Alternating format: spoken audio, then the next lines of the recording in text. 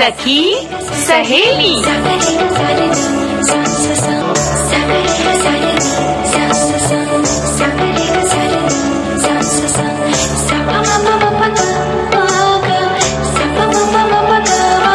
सखी सहेली।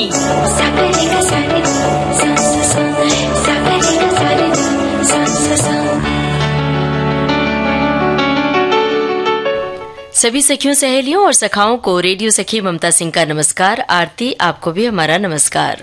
ममता जी, आपको और सभी सखियों को, सभी सखाओं को आरती श्रीवास्तव का नमस्कार। क्या हाल है? मैं ठीक हूँ ममता जी, और मैं बहुत देर से कुछ आपसे पूछना चाह रही हूँ और मुझसे अब रहा नहीं जा रहा। तो वैसे सवाल कोई पूछता है ना तो थोड़ा सा घबराहट होती है कि अब पता नहीं कौन सा सवाल आने वाला है, जवाब पता नहीं दे पाऊंगी कि नहीं। बहरहाल पूछिए, स्वागत है। मुझे लगता है आप इसका जवाब अच्छे से दे पाएंगी। अच्छा, तो मैं ये पूछना चाह रही थी कि आप पानी को बार बार ग्लास में थोड़ा थोड़ा करके डाल रही हैं, तो एक बार में क्यों नहीं डाल लेती उसे? अच्छा, में पी लीजिए। थोड़ी देर पहले सखी सहेली कार्यक्रम शुरू करने से पहले ग्लास में पानी डालते हो, आप देख रही थी। अच्छा, दरअसल ये वजह ये है कि हमें लगा उतना ही पानी पीना है, फिर लगा कि थोड़ा सा और पी ले पानी, प्यास और है, फिर तिबारा डाला। और अब आप कहेंगे कि एक ही बार में क्यों नहीं पी लिया? वो इसीलिए कि कई बार क्या होता है, हम एक गिलास पानी भर लेते हैं और पीते नहीं है, आधा पी के आधा छोड़ देते हैं। अक्सर ऐसा होता है। हाँ, और कई बार तो हमने देखा है कि मेहमान जब घर में आते हैं तो हम ग्लास भर के दे देते हैं और सामने वाला सिर्फ औपचारिकता के तहत एक दो घूंट पी के और रख देता है, तो वो पानी वेस्ट होता है ना, उसको आप फेंक देते हैं। तो क्या कभी ऐसे जब हम करते हैं तो कभी ध्यान जाता है इस ओर कि पानी की कमी हो रही है दुनिया भर में, और हमारे देश में बहुत सारे गांव ऐसे हैं जहां अभी भी बहुत दूर पैदल चल के खास तौर से महिलाएं घड़ा सिर पर रख कर पानी भर के ले आती हैं, नदियों से, तालाब से, झरनों से, कुओं से। तो पानी की कितनी ज्यादा कमी है, तो वहां पर इस बात को महसूस होता होगा कि कितने कष्ट से इस भरी दोपहरिया में, तपती धूप में वो बहुत दूर चल के जाती हैं और पानी ले आती हैं, और हम ऐसे फिजूल खर्चे करते हैं पानी की। और ममता जी, मैं तो ये भी कहूंगी कि अगर कोई, जैसे कोई हमारे अतिथि आता है तो हम तो पानी का गिलास देंगे ही उसे। जो आया है उसको भी ये कहना चाहिए कि हमें इतना ही पानी, कितना उसको पीना है उतना ही पानी लें वो, क्योंकि हम सभी ऑफर करते हैं जिनके घर में भी अतिथि आते हैं, तो अपने हिसाब से उनको जितना पानी लेना है, पीना है, वो उतना पिए, तो पानी का जो वेस्टेज है वो बचेगा। और हम इस तरह से बिल्कुल सही बात है। तो इस ओर हम सबको सजग होने की जरूरत है। हम ये नहीं चाहते कि हमारे जो श्रोता हैं लिखें कि पानी की बचत करनी चाहिए और ऐसा करना चाहिए। हम चाहते हैं कि अपने अनुभव साझा करें, और ये भी वो क्या करते हैं। बिल्कुल, और ये भी बताएं कि कभी ऐसा हुआ उनके साथ कि उन्हें पानी की कमी का सामना करना पड़ा हो और उन्हें एहसास हुआ हो कि पानी की बचत करनी कितनी ज्यादा जरूरी होता है। और कई बार जब बाहर जाते हैं, घूमने जाते हैं, तो आपके पास बाय चांस पानी नहीं है और बहुत दूर तक पैदल चले जा रहे हैं, तपती दोपहरिया है, तो ऐसे में पानी नहीं मिलता है, तो क्या हुआ आपके साथ? तो वो अनुभव साझा कीजिए, अपने साथ घटित अनुभव साझा कीजिए विविध भारती के फेसबुक लोगों को भी सीख मिलेगी एक। बिल्कुल। और अब किसी को आपने ये बातों में सिखाया हो, अपने घर में बच्चों को सिखाया हो कि पानी की कैसे बचत की जाती है और पानी को वेस्ट नहीं करना चाहिए, बर्बाद नहीं करना चाहिए, ये बात आप किस तरह से सिखाते हैं? विविध भारती के फेसबुक पेज पर जाने के लिए आपको टाइप करना है www.facebook.com/VBS Mumbai।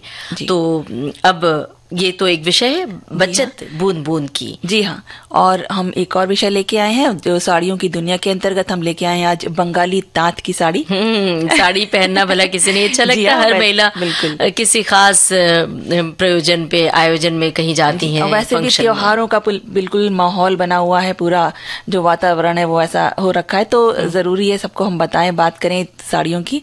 और एक और हमारा विषय है वो है सखी विशेष के अंतर्गत हम आज बात करने वाले हैं कुमुदनी लाखिया की, जो कि कथक गुरु कहलाती हैं।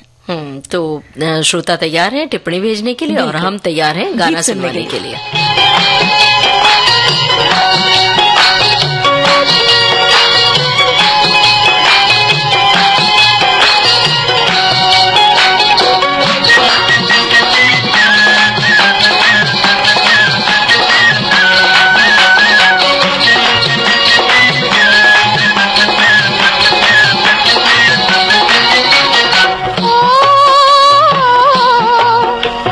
जब जब फूल पे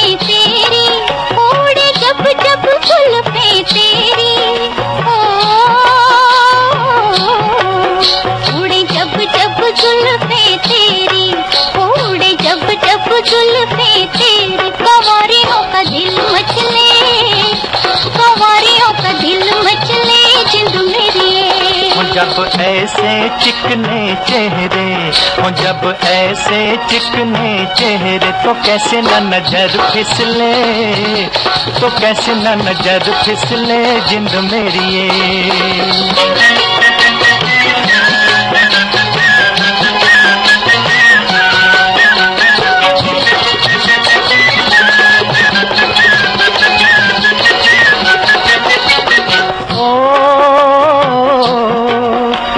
चांद के बहाने देखूं, ओ तुझे चांद के बहाने देखूं,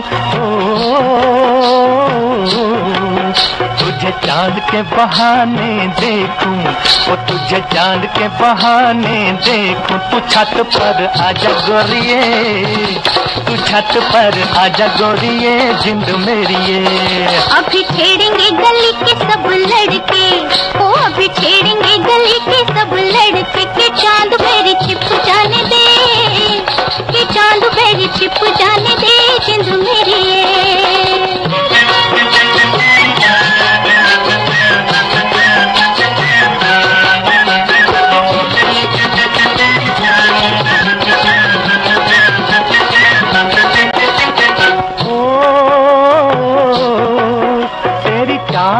नागन जैसी, ओ तेरी चाल है नागन जैसी, ओ तेरी चाल है नागन जैसी, ओ तेरी चाल है नागन जैसी। रिजोगी तुझे ले जाएंगे, रिजोगी तुझे ले जाएंगे जिंद मेरी ये। जाए कहीं भी मगर हम सजना, हो जाए कहीं भी मगर हम सजना, ये दिल तुझे दे जाएंगे, ये दिल तुझे दे जाएंगे जिंद मेरी ये।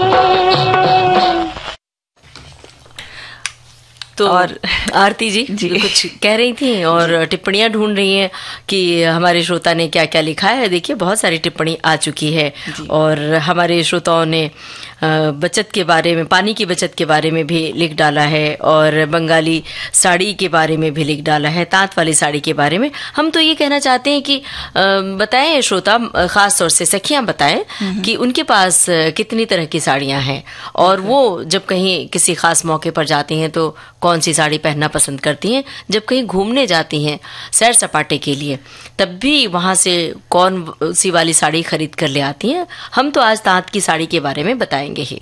बिल्कुल।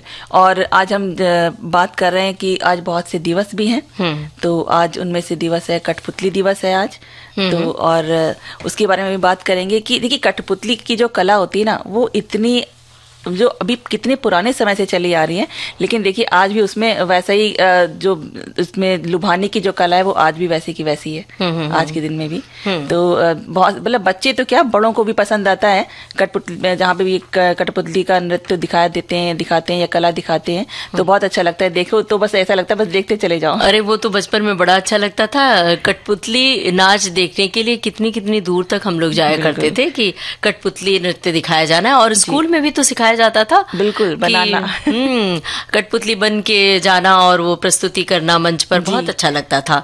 और एक विशेष दिन की चर्चा और करना चाहेंगे। हर बरस 23 मार्च को शहीद दिवस के रूप में याद किया जाता है और चूंकि सखी सहेली कार्यक्रम उस दिन नहीं होगा तो हम इसलिए आज उसका जिक्र कर रहे हैं।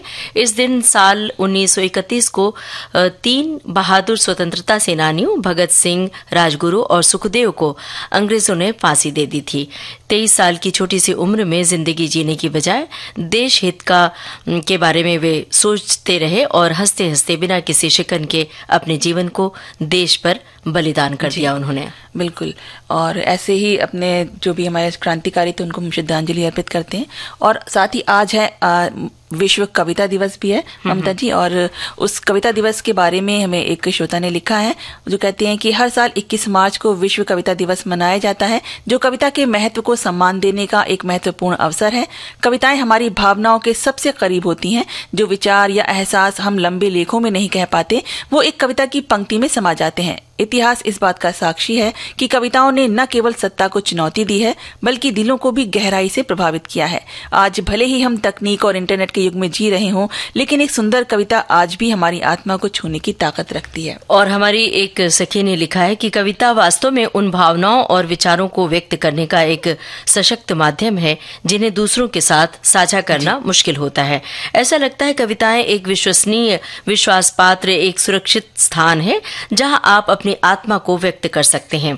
कविता अपनी भावनाओं और अनुभवों को संसाधित करने का साधन है। कविता एक चिकित्सा भी है और इन्होंने छोटी सी कविता भी लिख भेजी है। मन के अधूरेपन को मानो भरती है कविता, मन के अधूरेपन को मानो भरती है कविता। तुम क्या जानो क्या क्या जादू करती है कविता। काली अंधेरी रातें मुझे शामपट्ट सी लगती हैं, तन्हाई मेरे स्कूल हो जैसे, कल्पनाएं अध्यापक सी लगती हैं। सुकून भरे रात के आंगन में कितनी शरारतें और उछल कूद करती हैं कविता। तुम क्या जानो क्या क्या जादू करती है कविता। कभी आकाश कैनवास बन जाता, कलम ब्रश सी लगती है, कभी सितारों के सागर में ख्वाबों की कश्ती गुजरती है। भीनी भीनी खुशबू लिए मध्यम मध्यम सी मुझ में यूं बिखरती है कविता। तुम क्या जानो क्या क्या जादू करती है कविता। बहुत ही अच्छी उन्होंने कविता लिखी है। कविता दिवस को एकदम सार्थक कर दिया। बिल्कुल। और आज एक और महत्वपूर्ण दिवस है ममता जी, आज अंतर्राष्ट्रीय वन दिवस भी है। जो एक हमारे श्रोता है वो लिखते हैं कि आज अंतर्राष्ट्रीय वन दिवस है। वनों के महत्व के बारे में जागरूक करने के लिए ये दिवस मनाया जाता है। और आजकल तो वनों की कटाई बहुत ज्यादा हो रही है, वनों से उनका घर छीना जा रहा है, यानी कि जो पशु पक्षी वहां पे रहते हैं उनसे उनका घर छीना जा रहा है। तो इस विषय में जागरूक होना बेहद जरूरी है, जिससे कि अगर वन नहीं रहेंगे तो जो मानवता है ना वो वहां पे उनका रहना भी मुश्किल हो जाएगा। क्योंकि देखिए जो आजकल बताया जा रहा है कि हम देख रहे हैं कि जो वनों में से शेर, चीते सब बाहर कहते हैं ना कि वो जहाँ पे इंसान रह रहे हैं वहां पे इंसानी बस्ती में आजकल आ जा रहे हैं, तो कारण ही उसका यही है। तो वन दिवस के बारे में भी आप लोग को जागरूक करते हैं। और क्या कह रही हैं ममता जी अब हम ये कह रहे हैं कि लेते हैं छोटा सा ब्रेक। जी।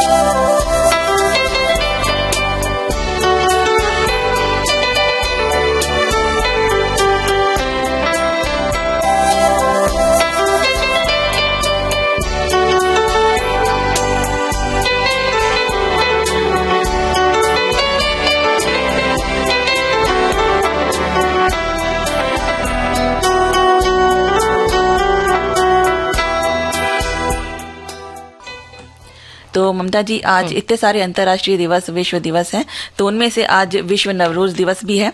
तो नवरोज जिसका की अर्थ होता है नया दिन, यानी बसंत के पहले दिन और प्रकृति के नवीनीकरण को चिन्हित करने वाला एक उत्सव है। इसमें अनुष्ठान, समारोह और सांस्कृतिक कार्यक्रम होते हैं और साथ ही जो अपने प्रियजन हैं उनके साथ विशेष रूप से हम खाने का आनंद लेते हैं। तरह तरह के पकवान बनते हैं और नए कपड़े पहने जाते हैं, परिवार और दोस्तों से मिलने जाते हैं और विशेष रूप से बच्चों के लिए उपहार का आदान प्रदान किया जाता है। और साथ ही जो ये बाल्कन है, काला सागर बेसिन, काकेशस, मध्य एशिया, मध्य पूर्व और अन्य क्षेत्रों में 3000 से अधिक वर्षों से मनाए जाने वाला ये त्योहार पीढ़ियों के बीच और परिवारों के भीतर शांति और एकजुटता के मूल्यों के साथ साथ मेल मिलाप और पड़ोसियों के बीच सद्भावना को भी बढ़ावा देता है। 2010 में संयुक्त राष्ट्र महासभा ने 21 मार्च को अंतर्राष्ट्रीय नवरोज दिवस के रूप में घोषित किया था।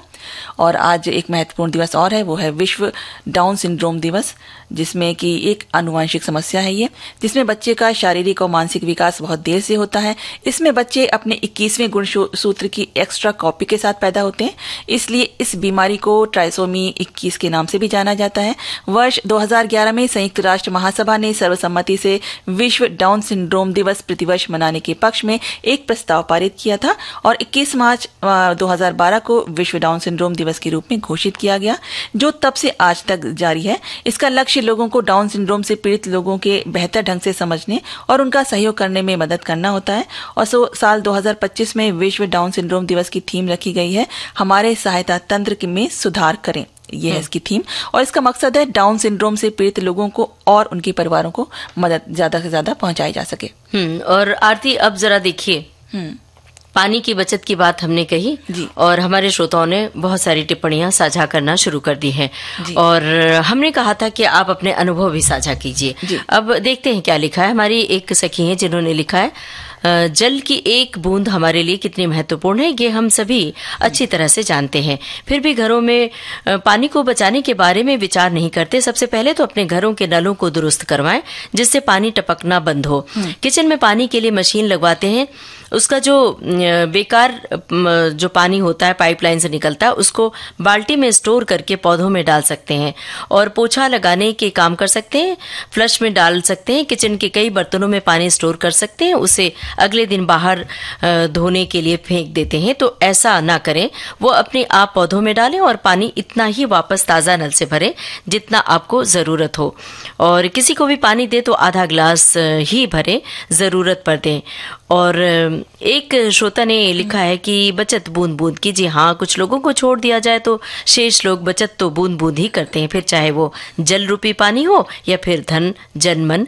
आजकल मन भी अपना कहा हुआ करता है, बहुत जल्दी ही उड़ान भर पूरी दुनिया में उड़ता फिरता है। उसके उड़ान की भी बचत बूंद बूंद यानी धीरे धीरे ही करनी पड़ती है। और ठीक इसी तरह लोग सीनियर सिटीजनशिप के भी फायदे आजकल नहीं ले पा रहे हैं। कौन अपने इस परेशानी में जाए। तो बात पानी की है और इन्होंने कहा कि बूंद बूंद पानी की बचत की जाती है। अगर आप बूंद बूंद पानी इकट्ठा करें तो एक गिलास पानी हो सकता है, एक भगोना हो सकता है। जैसे कि आप थोड़ा थोड़ा बूंद बूंद करके इकट्ठा करके थोड़ा थोड़ा पानी पी रही थी, इससे मुझे भी सीख मिली कि मुझे भी ऐसा ही करना चाहिए। तो एक श्रोता हमारी लिखती है कि हमारे जीवन में 24 घंटे जल की आवश्यकता होती है। सुबह उठने के बाद रोज के कामों के लिए पानी की जरूरत है। कपड़े साफ करना, घर की सफाई, बर्तनों की सफाई, घर के सब बहुत सारी चीजें हैं जिसमें हमें पानी की जरूरत पड़ती है। खेती के काम में पौधों को लगाना, उन्हें पालकर बड़ा करना, पानी के बिना कहाँ संभव है। तो जहाँ पर पानी नहीं है वहां पेड़ पौधे नहीं है, यहाँ तक कि बिना पानी के घास का एक तिनका भी नहीं उग सकता है। तो हमारा जो जीवन है उसका चलना असंभव है पानी के बिना। तो पानी की बात करें तो ममता जी, हर एक चीज के लिए हमें जिस तरह से पानी की जरूरत पड़ती है, तो अगर हम जैसे साइंटिस्ट की बात करें, वैज्ञानिकों की बात करें, तो जब वो भी देख रहे हैं कि अच्छा अगर यहाँ पे कुछ ऐसा होता है कि हम एक और ग्रह होगा कोई जहाँ पर जैसे जो रहने लायक होगा, तो उसके लिए भी वो पहले क्या चीज देख रहे हैं, उसकी पहली शर्त क्या है कि वहां पानी होना चाहिए। अगर पानी है तो इसका मतलब वहां जीवन हो सकता है। तो सोचिए पानी कितना जरूरी है हमारे लिए। बिल्कुल सही बात है, तभी तो इस पर गौर करना जरूरी है कि पृथ्वी के अंदर का पानी का जो भंडारण है वो खत्म होता जा रहा है। फिर भी हमें समझ में नहीं आ रहा है कि हम खुद अपने हाथों से जीवन को खतरे में डाल रहे हैं, क्योंकि बिना पानी के इंसान तो क्या, पक्षी, जानवर, पेड़ पौधे कुछ भी नहीं बचेंगे। पृथ्वी पर जीवन होने का कारण ही पानी है और किसी ग्रह पर पानी नहीं है इसलिए जीवन नहीं है। पृथ्वी पर पानी है इसीलिए जीवन है। बिल्कुल। और पानी की याद हमें आती कब है? देखा जाए तो हम पानी को याद करते हैं गर्मियों के दिनों में, जब हमें बहुत ज्यादा पानी की जरूरत पड़ती है और पानी की बहुत कमी होने लगती है। तब हमें लगता है कि हाँ पानी की कितनी बहुत सारी चीजें करनी चाहिए, ये करना चाहिए, वो करना चाहिए, लेकिन हम शुरू से ही नहीं करते। जैसे कि सर्दी के दिनों या फिर बाकी इस तरह से दिनों, तो हम क्या पाइप से कभी गाड़ी धो रहे हैं, कभी फर्श को साफ कर रहे हैं, तेज पानी बह रहा है, कितना लीटर पानी उस समय बर्बाद हो रहा होता है, वो जो पीने लायक पानी है। और सबसे ज्यादा बर्बादी कब होती है? जब हम होली खेलते हैं। जी हाँ। और बाल्टी बाल्टी पानी एक दूसरे के ऊपर फेंक देते हैं, पाइप से पानी वेस्ट करते हैं, पाइप लगा देते हैं और लोगों के ऊपर पानी गिराते हैं। तो वहां भी उस समय सोचना चाहिए कि कितने लोग हैं जो पानी के बिना तरस रहे हैं, पानी की बूंद के बिना प्यासे मर रहे हैं। और इसका एहसास तब होता है जब आपके घर में एक दिन नल से पानी नहीं आता है। बिल्कुल, उस दिन तो कुछ गड़बड़ हो जाता है, पाइपलाइन खराब हो जाती है या फिर कोई बड़ी मुसीबत आ जाती है और आपके घर में एक बूंद पानी नहीं होता। और ये बताया जाता है ममता जी कि अब 2-3 दिन पानी नहीं आने वाला, तो फिर आपको एहसास होता है। चलिए अब हम सुनते हैं ये गाना।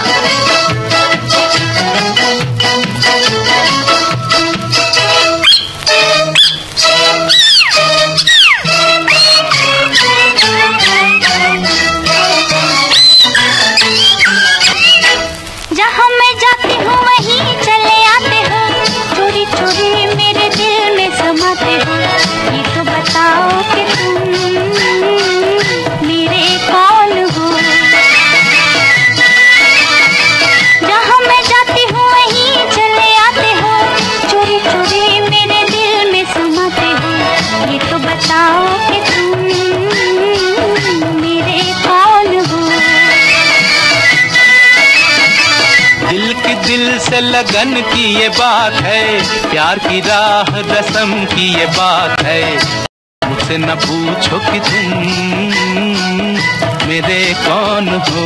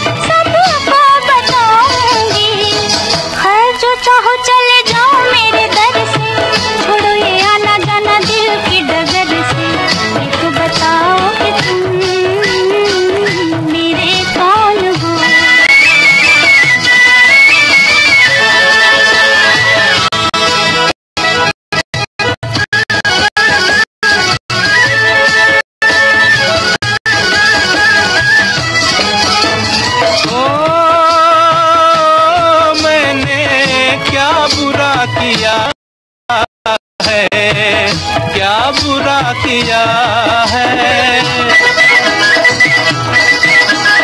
ओ मैंने क्या बुरा किया है।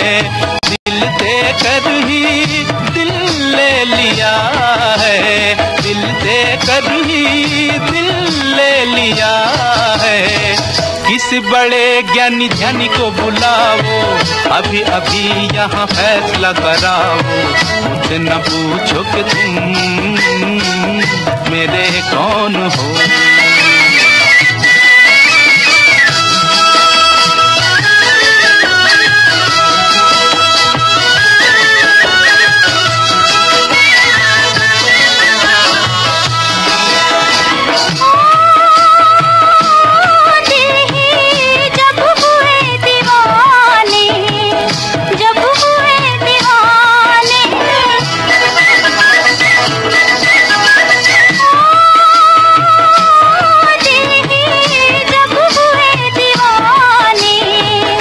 हमारा अब कौन माने, कहना हमारा अब कौन माने।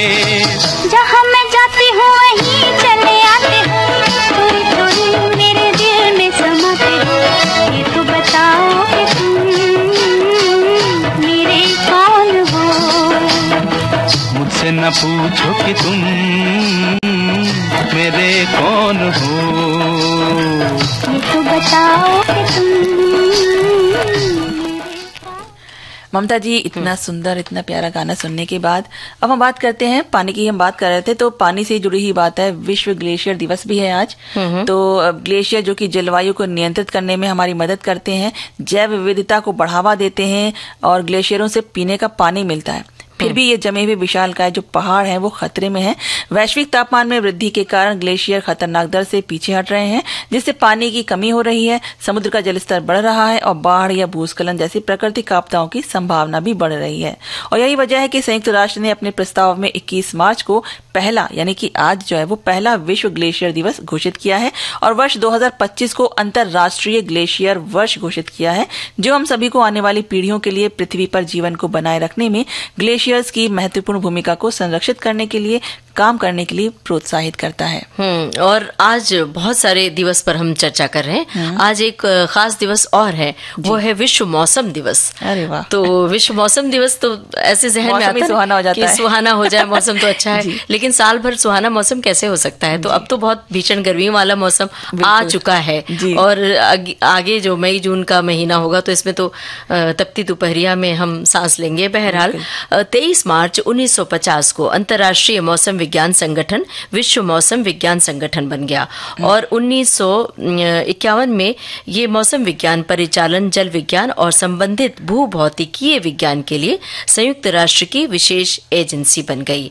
और इसके अलावा बता दें कि 1961 से हर बरस 23 मार्च को विश्व मौसम विज्ञान दिवस मनाया जाने लगा और विश्व मौसम विज्ञान दिवस मनाने के लिए कई देश इस दिन डाक टिकट भी जारी करते हैं। ये टिकट अक्सर आयोजन की थीम को दर्शाते हैं या किसी देश की मौसम विज्ञान उपलब्धियों को दर्शाते हैं। तो अब क्या सुना जाए? एक गीत सुन लेते हैं।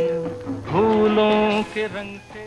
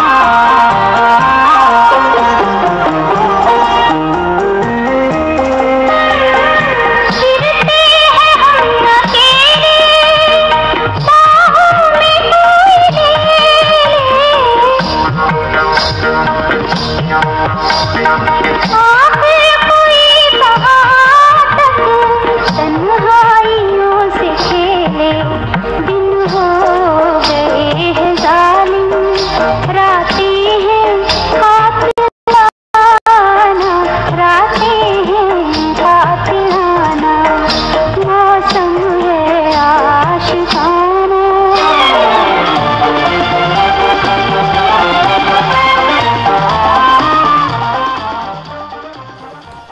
पाकीज़ा फिल्म का ये गाना था। और अब घड़ी की ओर देखिए, वक्त हो गया है एक ब्रेक लेने का। लेते हैं छोटा सा ब्रेक।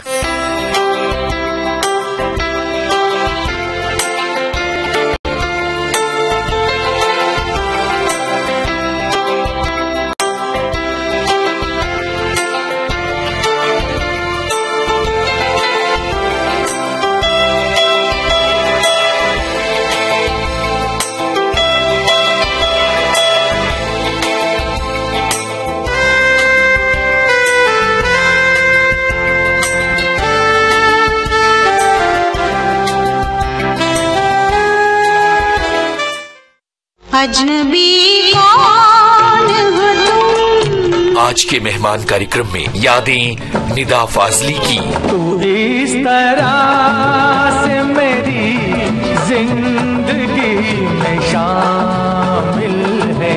हमारी मेहमान हैं अभिनेत्री, गायिका और लेखिका मालती जोशी फाजली। कि वो मुझे छोड़ के जा रहे थे तो उन्होंने मुझे एक पर्ची दी, फिर मैंने वो पढ़ा। प्रपोजल की गजल थी।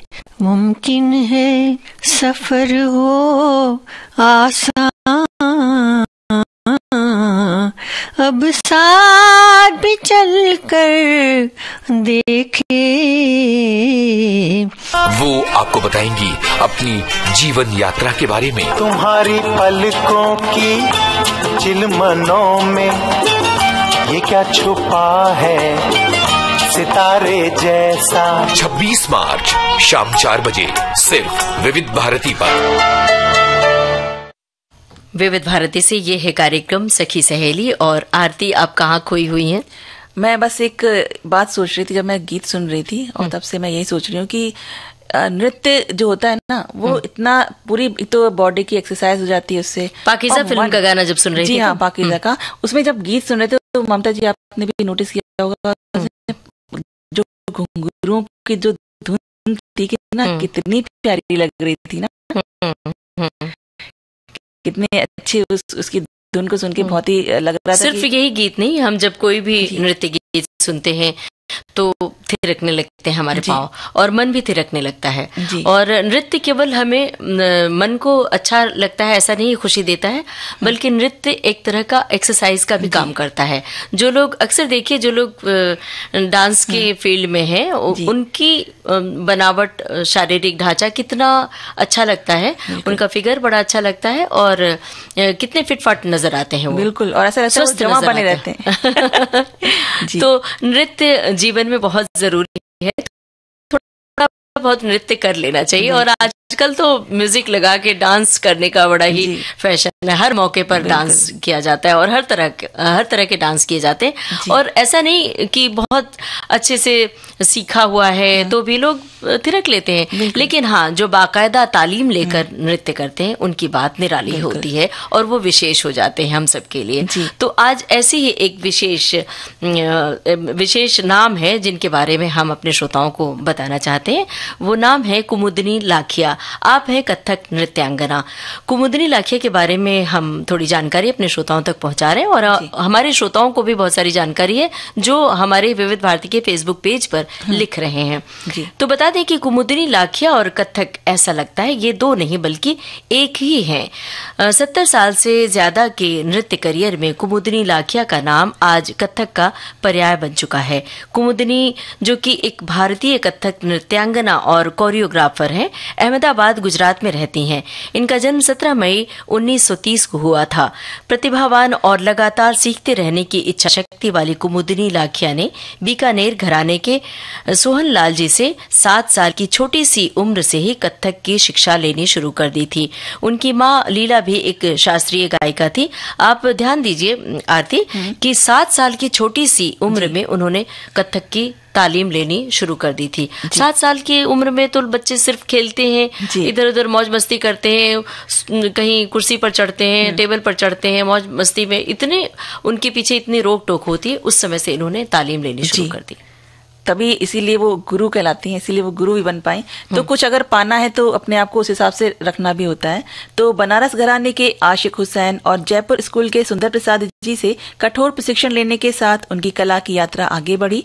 उन्होंने महान शंभू महाराज जी से सीखते हुए अपनी नृत्य कला को और निखारा, नृत्य शैली की बारीकियों को समझा और उन्हें अपने दिलो दिमाग में गहराई तक उतार लिया। वो विशेष रूप से अपनी खूबसूरत कोरियोग्राफी के लिए जानी जाती हैं। उनकी कुछ प्रसिद्ध कोरियोग्राफी हैं धपकर यानी पल्स, युगल, द डुएट और अताह किम यानी वियर नाउ, जिन्हें उन्होंने 1980 में दिल्ली में वार्षिक कथक महोत्सव में प्रस्तुत किया था। और वो गोपी कृष्ण के साथ हिंदी फिल्म उमराव जान जो 1981 में रिलीज हुई थी, जो फिल्म, इसमें भी कोरियोग्राफर थी।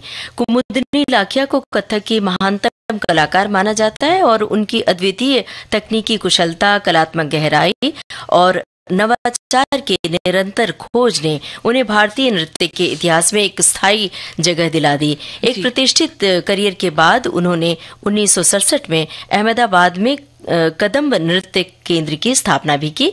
इसके अलावा अपना ध्यान नृत्य कला, तकनीक और कथक की शब्दावली के विस्तार पर केंद्रित किया। जी, और कदम्ब में ही उन्होंने अपनी ऊर्जा और दृष्टि को कथक की तकनीक और प्रदर्शनी और जो प्रदर्शन करते हैं उनकी सूची के विकास पर केंद्रित किया।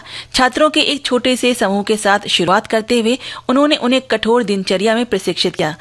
देखिए, जो कठोरता से जीवन जीता है ना, वही लक्ष्य को हासिल भी करता है। बिल्कुल सही बात है। और उन्होंने 1973 में कोरियोग्राफी करना शुरू किया। उनका प्रयास समकालीन अभिव्यक्ति के लिए अभिनव तरीकों के साथ कथक नृत्य की प्रकृति को बदलना भी था। और इसके अलावा कथक की गुरु कुमुदनी लाखिया की अगर और बातें करें तो उन्हें पारंपरिक कहानियों को हटाकर कथक प्रदर्शनों की सूची में समकालीन कहानियों को जोड़ने का श्रेय भी जाता है। कुमुदनी ने रजनीकांत लाखिया से विवाह किया, जो कि कानून की पढ़ाई कर रहे थे। साथ ही वो वायलिन वादक भी थे। कुमुदनी लाखिया जी के एक सुपुत्र है और एक बेटी है मैत्री, और बेटे का नाम श्रीराज है। जी, और उनकी पुरस्कारों की बात करें तो ये एक बहुत ही लंबी लिस्ट है, जिसमें शामिल है 1987 में भारत सरकार द्वारा जो प्रदान किया गया था पद्मश्री सम्मान, 2010 में पद्म भूषण, 1982 में संगीत नाटक अकेडमी द्वारा संगीत नाटक अकेडमी अवार्ड, वर्ष 2002-03 के लिए कालिदास सम्मान, संगीत नाटक अकेडमी 2011 में टैगोर रत्न, केरल सरकार द्वारा गुरु गोपीनाथ देसिया नाट्य पुरस्कार 2021, कला के क्षेत्र में उनके योगदान के लिए वर्ष 2025 के लिए उन्हें पद्म विभूषण पुरस्कार से भी सम्मानित किया गया। नैना लागे रे, जाने क्या हो अब आगे रे।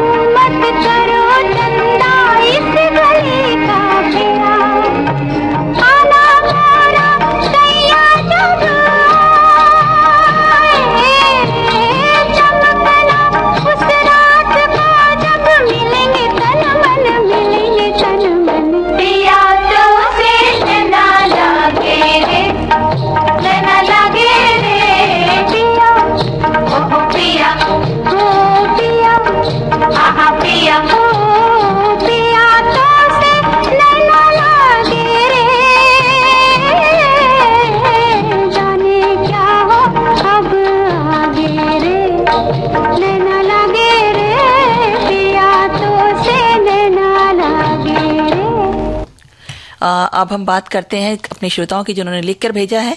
उनका कहना, वो एक श्रोता हमारी लिखती हैं कि जो कुमुदनी लाखिया जी हैं, वो उनका प्रयास अतीत के पारंपरिक कथक नृत्य को समकालीन अभिव्यक्ति के अभिनव तरीकों से बदलना था। वो भारत, अमेरिका और यूरोप के देशों के विश्वविद्यालयों में नृत्य में रचनात्मकता पर व्याख्यान देती रहती हैं। उन्हें वर्ष 1975-77 तक council international day law CID Paris का उपाध्यक्ष और 1977-80 तक CID का सदस्य नियुक्त किया गया।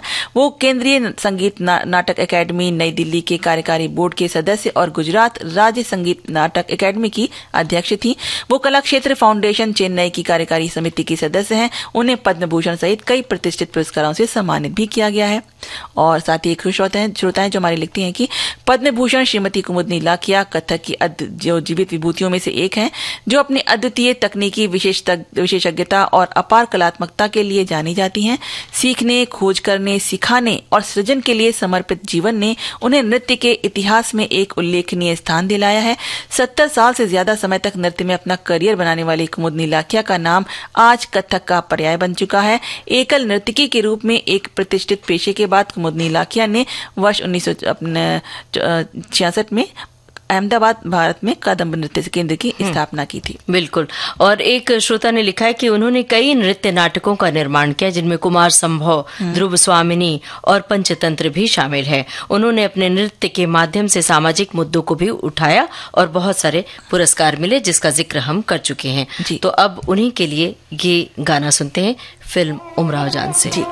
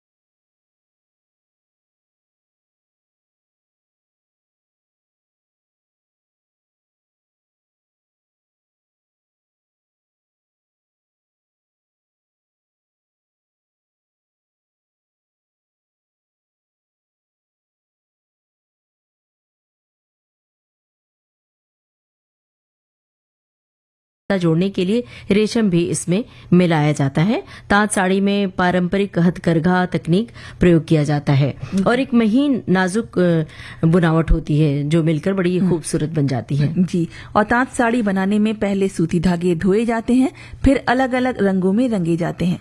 वैसे तो पारंपरिक प्राकृतिक रंगों का ही प्रयोग होता है, लेकिन अब सिंथेटिक रंग भी प्रचलन में है। रंगे हुए धागे करगे पर फैलाए जाते हैं। लंबाई में फैले धागों को ताना कहा जाता है, जबकि चौड़ाई में धागों को बाना कहा जाता है। ताना धागों के साथ करगे को स्थापित करते हैं और बाना के धागों को उनके माध्यम से जोड़ा जाता है।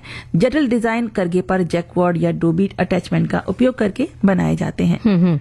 बॉर्डर और पल्लू को विशेष ध्यान देकर बुना जाता है। ये इतनी जटिल प्रक्रिया है कि इसमें कई दिन लग जाते हैं और इस साड़ी की खासियत यह है कि इसमें स्टार्च लगाकर पहनने पर एकदम नई दिखती है। तांत की साड़ी पर बहुत सारी डिजाइन बुनाई दिखती है। इसमें भौरा, राजमहल, अर्धचंद्र, हाथी और फूल नजर आते हैं। साड़ी को बुनते समय ये डिजाइन उसमें डाल दिए जाते हैं और ज्यादातर लोग कॉटन साड़ी और तांत साड़ी को एक ही समझते हैं, जो कि गलत है। दोनों में काफी अंतर है। जी, और तांत साड़ी आमतौर पर कॉटन कपड़े की बनी होती है, लेकिन इसका पल्लू और बॉर्डर बहुत ही सुंदर तरीके से सजाया हुआ रहता है। तांत साड़ी को फ्लोरल पेजली और अन्य डिजाइन के साथ बुना जाता है, जो कई तरह के रंग बिरंगे पैटर्न में होती है। तांत साड़ी सिर्फ परिधान नहीं बल्कि बंगाली संस्कृति और परंपरा का प्रतीक माना जाता है। इसीलिए ममता जी, जो दुर्गा पूजा वगैरह होती है उसमें तांत साड़ी का बहुत महत्व होता है। जो चौड़े चौड़े बॉर्डर होते हैं ना, लाल रंग के और सफेद सफेद रंग की साड़ी होती है, वो बहुत ज्यादा प्रचलन में होती है। आपकी ये बात सुनते हुए हमें हमारे एक श्रोता की बात नजर आई। हमारे एक श्रोता ने लिखा है कि आज से 25 साल पहले मेरे भैया की शादी में मैंने तांत की साड़ी खरीद कर पहनी थी। उस समय नई नई चलन में आई थी। एकदम बारीक और पारदर्शी होती है, कहीं ज्यादा भरी जरी कहीं कम जरी की चेक होती है और बहुत ही हल्की होती है। आराम से पहनने वाला इसको संभाल सकता है। मैंने गुलाबी रंग की खरीदी थी, जो पहनने के बाद बहुत ही खूबसूरत दिख रही थी और अक्सर लड़कियों महिलाओं की खास पसंद होता है गुलाबी रंग। एक श्रोता ने लिखा है कि 6 गज की तांत साड़ी की खासियत 2 से 4 इंच की मोटी बॉर्डर और सजावटी पल्लू है। विभिन्न प्रकार के फूल, पैसले और कलात्मक रूपांकनों में महीन सूती धागों का प्रयोग किया जाता है और प्रत्येक साड़ी को जीवंत होने में, मतलब तैयार होने में 7 से 10 दिन लगते हैं। सबसे पसंदीदा समय सम्मानित रूपांकनों में जो भंवरा, तावीज, राजमहल वगैरह वगैरह, इसकी जानकारी हम दे चुके हैं हमारे श्रोता ने जो लिखा है। जी, और एक और श्रोता है जो कहते हैं कि साड़ी की दुनिया, ये जो बंगाली साड़ी की बात करने वाले हैं आज हम लोग, तो उन्होंने एक बात कही है कि वो इस बात को बहुत ही वॉल्यूम कम करके सुनने वाले हैं, क्योंकि उनको लगता है कि अगर वो बात हम लोग हमारी उनकी श्रीमती जी तक पहुंच जाएगी तो वो जिद करेंगी और उनको जाना पड़ेगा शॉपिंग के लिए लेकर। तो ये तो नाइंसाफी है भाई। मुझे तो लगता है कि हम तो यही कह रहे हैं कि अगर कान में कहीं धीरे से आवाज जा रही तो जरा रेडियो की आवाज बढ़ा लीजिए, क्योंकि आज हम तांत की साड़ियों की बात कर रहे हैं और अगर साड़ियों के बारे में जानकारी मिल रही है तो तोहफे के रूप में कुछ देना है अगर आज इस महीने में, तो तांत की साड़ी खरीद के दे सकते हैं। बिल्कुल, इतने सारे त्योहार हैं तो तांत की साड़ी बहुत ज्यादा महंगी भी नहीं होती और रख रखाव भी बहुत ही नॉर्मल तरीके से होता है इसमें। अब आरती देखिए, एक श्रोता ने लिखा है कि साड़ियों की दुनिया, बंगाली तांत की साड़ी। भाई, तांत से तो रैकेट बना सकते हैं, जिसके साथ बचपन में खूब खेला है। शटल कॉक से बैडमिंटन खेला करता था और आज इस तांत से बनने वाले साड़ियों को भी देखा तो नहीं, लेकिन सुना अवश्य है और अब जानकारी भी बढ़ जाएगी। बिल्कुल, एक और श्रोता है जो हमारे कहते हैं कि आजकल ये साड़ी आज भी बंगाल की महिलाओं द्वारा घर, पार्टियों और उत्सवों में और शादियों पहना जाती है और पारंपरिक बंगाली शादी की रस्मों में दुल्हन को हल्दी समारोह के दौरान पहनने के लिए पीले रंग की तांत की साड़ी उपहार में दी जाती है और इसको बंगाली कॉटन साड़ी भी कहा जाता है। बिल्कुल, और एक श्रोता जानकारी दे रहे हैं कि साड़ी बुनने का इतिहास भारत में काफी पुराना है। यहाँ आपको अलग अलग प्रांतों में अलग अलग बुनकरों द्वारा साड़ी बुनने की अनोखी कला देखने को मिल जाएगी। बंगाल की लोकप्रिय साड़ी को भी हाथों से ही बुना जाता है। हाँ, इसकी बुनाई अलग प्रकार की होती है जो केवल आपको बंगाल और बांग्लादेश में ही देखने को मिलेगी। आपको जानकर हैरानी होगी कि जब देश का विभाजन हुआ और बांग्लादेश पाकिस्तान का हिस्सा हो गया, तब बांग्लादेश के कई बंगाली बुनकर भारत में आकर बस गए और बहुत बारीकी से तांत का काम किया इन्होंने, तांत की साड़ियों का। बिल्कुल। और ममता, जैसे आपने कहा था कि वो श्रोता बताएं उनके पास कलेक्शन में कौन कौन सी साड़ियां, तो लिखते हैं कि तांत की साड़ी, बंगाल की साड़ी, टांगाइल, ढाकाई, जामदानी, धोनिया खोली, गारदा, बालूचेरी, सभी साड़ियां मुझे बेहद पसंद है और मैं हमेशा इनका अपने कलेक्शन में इनको शामिल करती हूँ। बालूचेरी साड़ी मैंने खरीदी नहीं है, वैसे ये साड़ी बेहद खूबसूरत दिखती है, तो उन्होंने अपने कलेक्शन के बारे में बता दिया है, सारा का सारा बात है। और एक और है जो हमारे लिखते हैं कि जो 6 जो साड़ी है उसकी बहुत सी खासियत होती है और इन्होंने जैसे जो हमने बताया तो वो जानकारी दी इन्होंने। और साथ में एक और श्रोता है जो ये लिखते हैं कि तांत की साड़ी आप ओकेशन के हिसाब से ही चुने जो भी अवसर पर जा रहे हैं। दरअसल इसमें कई वैरायटी होती हैं जो अलग अलग कलर और डिजाइन में मिलती हैं, कुछ सिंपल होती हैं तो कुछ खास ओकेजन के लिए डिजाइन की जाती हैं। ऐसे में अगर आप तांत की साड़ी खरीदने जाएं तो पहले से ये क्लियर कर लें कि आपको इसे कब और कैसे पहनना है, उसी हिसाब से आप इसे खरीदें। और हमारे एक श्रोता ने लिखा है कि तांत साड़ी में कई तरीके की वैरायटी होती है जिसे क्षेत्रों के नाम पर रखा गया है। बंगाल में फुलिया, अतपुर और धनिया खली जैसे तांत साड़ियां पॉपुलर हैं। ये सभी नाम अलग अलग क्षेत्रों के हैं। तांत साड़ी में खास तरीके का पल्लू बनाया जाता है जो आपकी खूबसूरती को बढ़ाता है। अगर आप तांत साड़ी खरीदने जाएं तो पल्लू का खास ख्याल रखें। अगर साड़ी का पल्लू खूबसूरत नहीं है, उसमें डिजाइन नहीं बनी हुई है, तो ये देखने में बिल्कुल सिंपल लगेगी।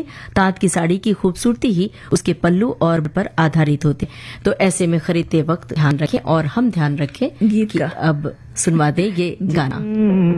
फूलों के रंग से, दिल की कलम से तुझको लिखी रोज पाती, कैसे बताऊं किस तरह से पल पल दे तू सताती।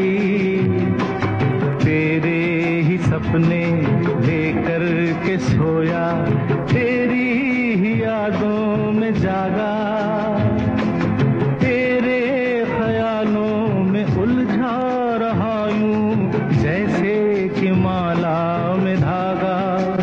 हाँ, बादल बिजली चंदन पानी जैसा अपना प्यार लेना होगा जन्म हमें कई कई बार।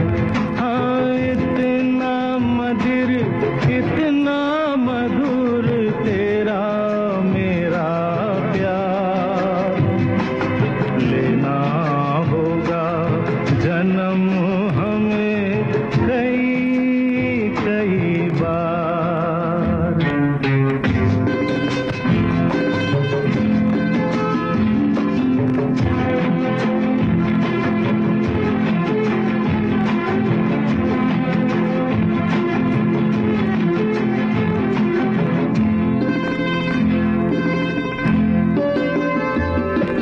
सांसों की सरगम धड़कन की बीना, सपनों की गीतांजलि तू, मन की गली में महके जो हरदम ऐसी जूही की कली तू। छोटा सफर हो लंबा सफर हो, सुनी डगर हो या मेला, या तू आए मन हो जाए भीड़ के बीच अकेला। हाँ, बादल बिजली चंदन पानी जैसा अपना प्यार लेना होगा जन्म हमें कई कई बार। हाँ, इतना मधुर तेरा मेरा प्यार लेना। प्रेम पुजारी फिल्म का गाना था, किशोर कुमार की आवाज थी, नीरज की रचना और सचिन देव बर्मन का संगीत था। और इसके अलावा कुछ भी बताने बोलने बतियाने का समय नहीं है, तो अब सखियों और सखाओं से लेते हैं इजाजत। आप सभी को ममता सिंह और आरती श्रीवास्तव का नमस्कार।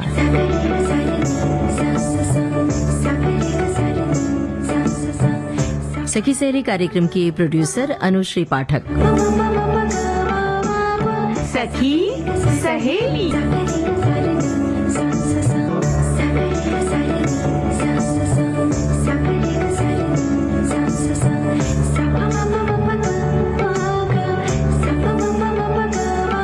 सखी सहेली।